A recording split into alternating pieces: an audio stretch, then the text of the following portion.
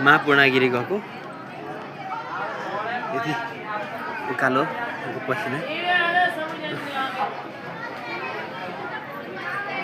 मैले सबैजनालाई छोडेर आइसकेँ म धेरै अगाडि आइसकेको छु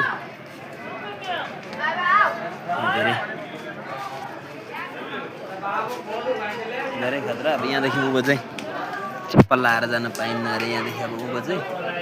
यदि प्रवेशद्वार यहाँदेखि चाहिँ चप्पल लगाएर जान नपाइने भनेको कुराले अनि अब यहाँ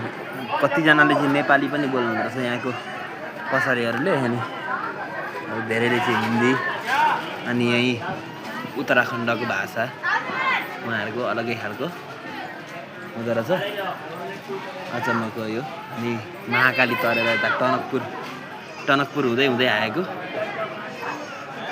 बोर्डरमा पनि धेरै खतरा चेकिङ विदेशमा जस्तै खालको एकदम हाई क्वालिटीको चेकिङ हुँदो रहेछ अहिले ठिकै छ अब म माथि गएर अहिले सबैजनालाई महाकाली देखाउँछु अनि हाम्रो नेपाल पनि देखाउँछु